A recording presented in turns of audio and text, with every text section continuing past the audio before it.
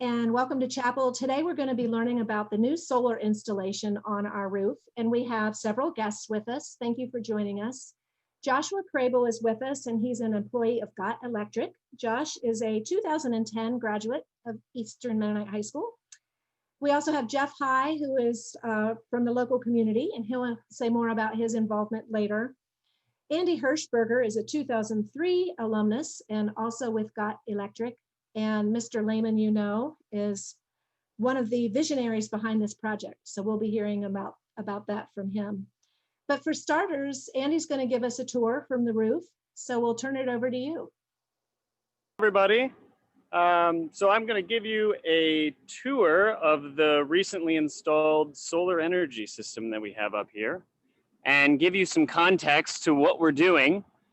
So the solar energy system that we have here is out here across the landscape, and you can see here we've installed it in all of the unshaded spots on top of your roof. And we do this to make sure that there's plenty of sun hitting those solar panels at all points of the day during 9 to 3, which is our key times. And what happens is these solar panels, they collect the sun's energy and convert it to DC electricity. And then from there, it comes back here over to some inverters, which are installed on the side of your building. And what these inverters do is they change the DC electricity to AC electricity. And as you can see right now, I'm just going to zoom in, we're doing about 32 kilowatts right now. So these systems the system's running very efficiently, and even at 3:30 in the afternoon, we're still getting almost 100% of what we would expect out of this system with the sun going down. Other pieces that are involved in this system is we have some monitoring and some weather sensors as well. And as you can see, those are used to monitor the system performance, but they also provide some educational pieces where you can see how much energy is produced alongside of how much sun is available. And that's some of the pieces that the school will be able to utilize for its educational resources. And then all of this is tied into the building's electrical system. So there are no batteries involved in this system. And the energy is just consumed by the building. Thank you, Andy. That gives us a great overview. Mr. Lehman, could you say a little bit, I know you're really busy in your job, what was it that inspired you to make sure we installed this, and what exactly did we install, and what will it do for the school? So we installed 357 solar modules or panels that you saw there. That's one for each student we have this year. We have 357 students, I believe, 357 panels. Each of them generate 380 watts per hour, which is a nice size panel. The dimensions of those are about 3 foot wide by 6 foot long, and they weigh about 50 pounds. And the energy produced by the 357 panels is about 1/3 of the electricity that we use every year. In dollar value, that's between $16,000 and $18,000 a year. So we're getting that volume of free energy from the sun, so to speak.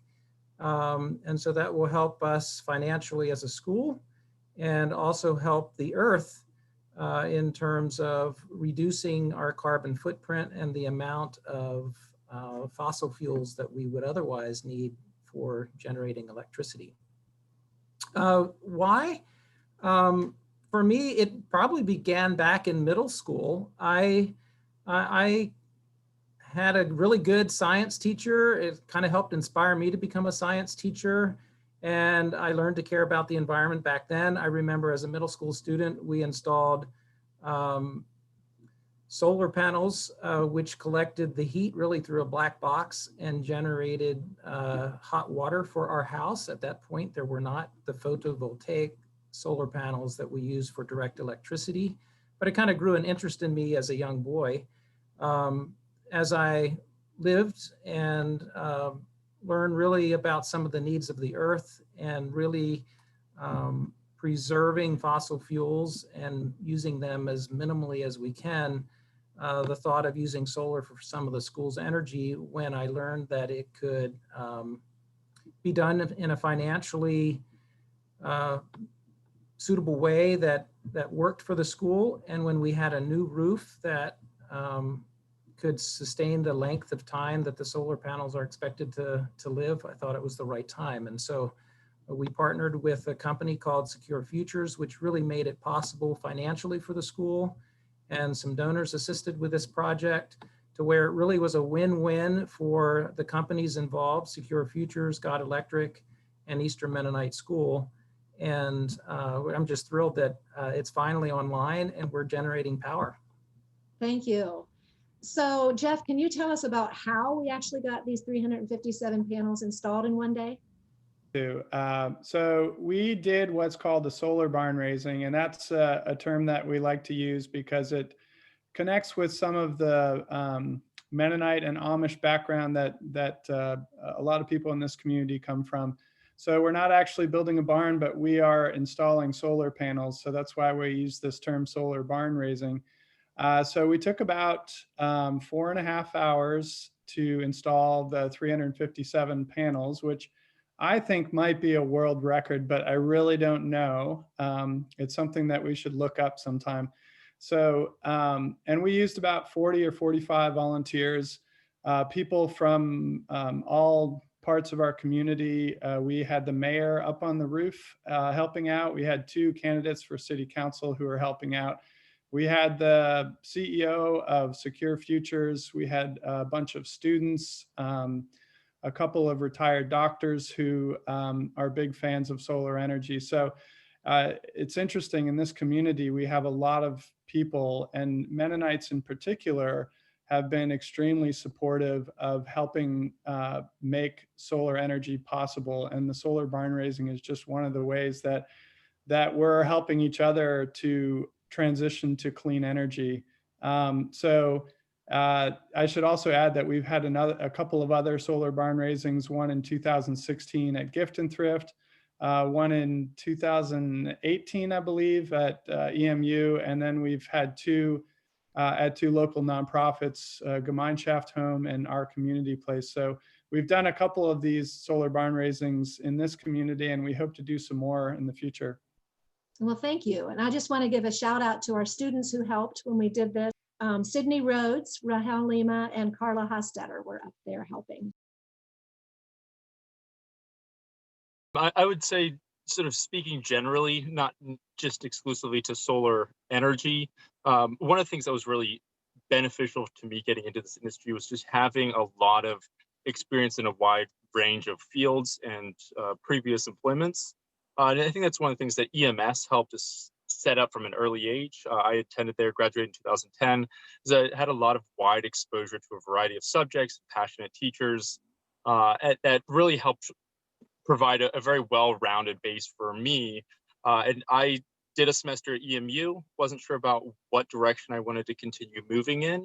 And so I ended up moving into the workforce and worked in a number of different places before ending up in the solar industry. And I found that it was because of a variety of roles that I'd worked within, a variety of interests that I'd had, and just a passion for learning that really set me up very well for this position that I'm in now, where I'm working as a project manager and help to oversee the EMS project.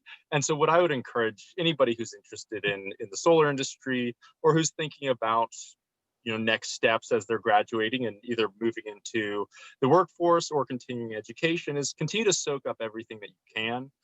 You don't know when some of those things that your teachers are teaching you that you think you may never use will come in handy. I am constantly utilizing skills that I learned back in high school, things that I never thought I'd be utilizing again. I mean, geometry, English, writing papers for various classes.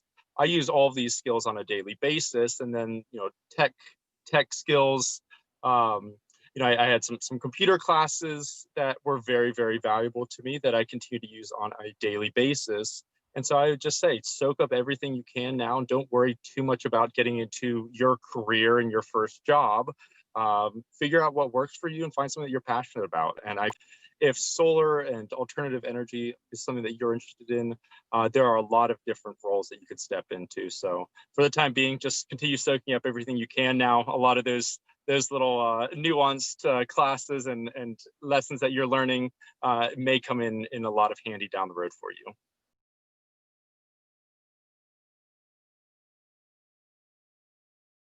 Is the system is just overhead. So if you're taking perhaps the right class in a science course, maybe you'll have an opportunity to do a hands-on or foots-on field trip up there. But more specifically, Secure Futures is providing a curriculum that can be used by our science teachers, I think kindergarten through grade 12, where you can learn more about the solar industry and photovoltaic cells and electricity production. And I really hope you see regularly is on our television monitors or somewhere you seeing the regular performance so that you can visualize the amount of energy that's daily being produced simply by having a solar array installed and actively commissioned.